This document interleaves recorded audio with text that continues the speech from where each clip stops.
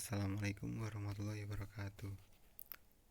Perkenalkan, nama saya Tony Ferdinand Apriliano dari kelas Ekonomi Syariah K.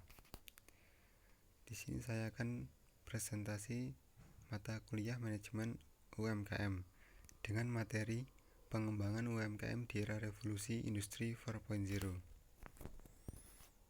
Pembahasan yang pertama yaitu peluang pengembangan UMKM di era 4.0.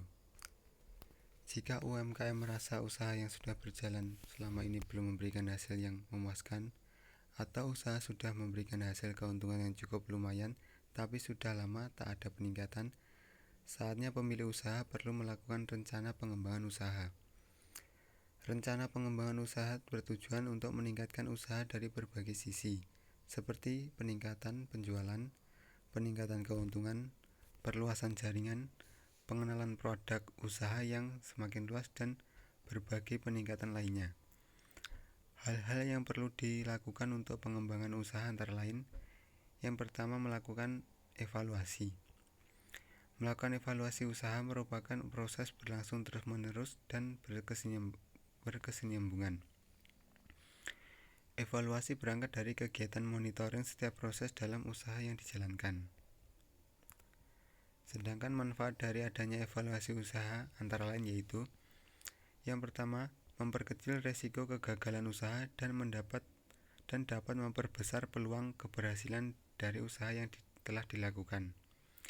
Yang kedua, untuk mengetahui apa saja yang menjadi kekurangan dan perlu diperbaiki.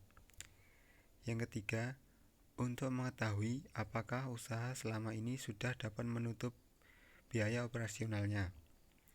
Yang keempat, untuk mengetahui apa yang menjadi kekuatan dari usaha sehingga perlu dipertahankan bahkan ditingkatkan lagi. Yang kelima, untuk mengetahui apakah usaha dapat mencapai sasaran atau targetnya selama ini. Contoh dari peluang usaha yaitu, saya ambil dari contoh pengembangan UMKM sabun plastik. Peluang dari pengembangan UMKM sabun plastik diantaranya yaitu produk yang ditawarkan berkualitas. Usaha sabun plastik ini memastikan bahwa produk yang dihasilkannya memiliki kualitas yang tinggi, kerapian, harga terjangkau, dan disukai konsumen. Harga relatif murah. Usaha sablon menawarkan harganya relatif lebih murah daripada sablon-sablon lain. Dan yang ketiga, lokasi yang strategis. Usaha sablon memiliki lokasi yang strategis karena lokasinya di pinggir jalan, sehingga memberikan kemudahan bagi masyarakat dan banyak masyarakat yang mengetahui usaha sablon plastik tersebut.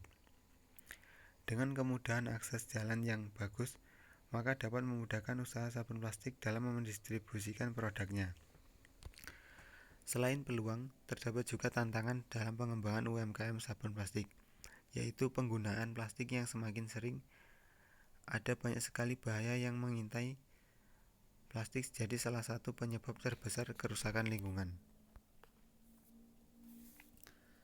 Sementara tantangan pengembangan UMKM di era 4.0, ada beberapa pendapat yang menyatakan,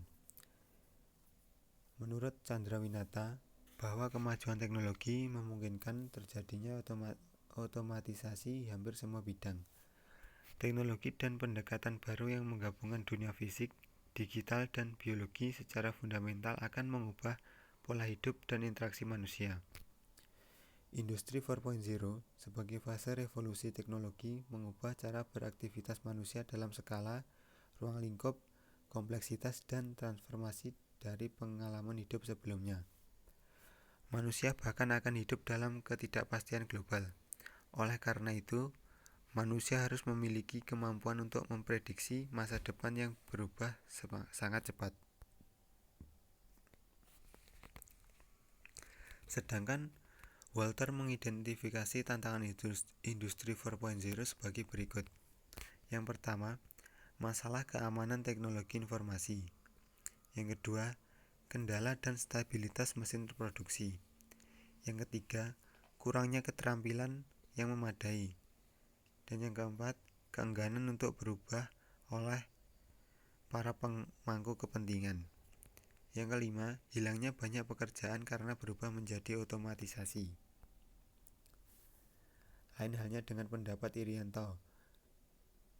Beliau menyederhanakan tantangan industri 4.0, yaitu yang pertama, kesiapan industri, yang kedua yang kedua, tenaga kerja terpercaya, yang ketiga, kemudahan pengaturan sosial budaya, yang keempat, diverifikasi dan penciptaan lapangan kerja dan peluang industri 4.0, yaitu inovasi ekosistem, basis industri yang kompetitif, investasi pada teknologi, dan integrasi usaha kecil menengah dan kewirausahaan.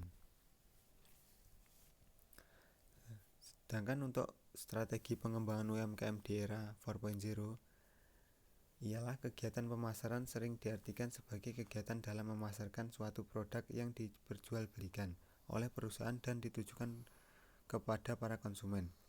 Philip Kotler mendefinisikan bahwa pemasaran sebagai perangkat variabel-variabel pemasaran terkontrol yang digabungkan untuk menghasilkan tanggapan yang diinginkan dalam pasar sasaran.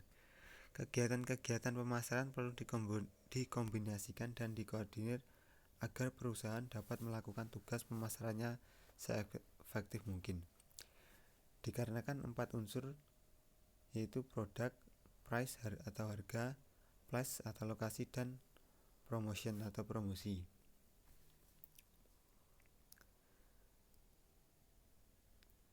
Melakukan promosi secara lisan dan diteruskan mulut ke mulut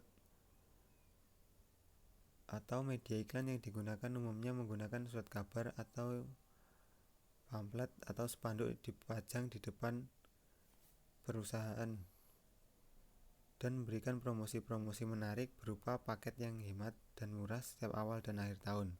Tidak menganggap pesaing sebagai lawan, namun pesaing adalah motivasi bagi perusahaan untuk semakin baik lagi. Selain itu, produk yang berkualitas juga terdapat berbagai macam produk. Hal ini ditujukan untuk menghadapi persaingan yang dengan produk pengganti. Selain itu, dengan penambahan produk yang dilakukan, pelanggan tertarik dengan produk yang dihasilkan. Untuk strategi yang dilakukan oleh UMKM agar mampu bersaing pada era revolusi 4.0, yaitu strategi yang pertama adalah pemanfaatan anggaran pemerintah. Hingga saat ini, pemerintah Indonesia telah banyak mengeluarkan anggaran untuk membiayai program-program pengembangan dan pemberdayaan UMKM. Anggaran tersebut digunakan untuk membiayai program pengembangan dan pemberdayaan UMKM, baik yang dilakukan oleh pemerintah sendiri ataupun melalui lembaga riset dalam bentuk pelatihan, sosialisasi, kemitraan, penelitian maupun program pengabdian kepada masyarakat atau PKM. Salah satu bentuk program pengembangan adalah dalam bidang akuntansi dengan tujuan agar UMKM memiliki pembukuan keuangan yang sesuai dengan standar akuntansi yang berlaku di Indonesia dalam bentuk SAK EMKM. Untuk strategi yang kedua adalah pemanfaatan fasilitas perbankan. Perbankan di Indonesia melalui kebijakan pemerintah melalui Bank Indonesia memberikan fasilitas kredit untuk membantu permodalan UMKM. Dengan adanya fasilitas tersebut, UMKM harus menggunakannya untuk kegiatan investasi dalam rangka mengembangkan usahanya. Menurut NISA, kebijakan kredit perbankan terbukti signifikan terhadap peningkatan UMKM di Indonesia. Dan strategi yang terakhir adalah pemanfaatan teknologi. Dalam sebuah industri, diperlukan proses dan prosedur internal yang spesifik. Di antaranya adalah dukungan dari sumber daya teknologi informasi untuk memfasilitasi transfer informasi kepada setiap stakeholders. Pernyataan tersebut menjelaskan bahwa teknologi informasi berperan besar dalam perkembangan usaha, termasuk sektor UMKM. Informasi yang dihasilkan dari keseluruhan proses bisnis termasuk informasi keuangan perusahaan sangat dibutuhkan dalam pengambilan keputusan yang strategis di masa yang akan mendatang. Sekian presentasi dari saya. Bila ada kurang lebihnya saya mohon maaf yang sebesar-besarnya. Akhiron, wallahu muwaffiq ila aqwamit thoriq. Wassalamualaikum warahmatullahi wabarakatuh.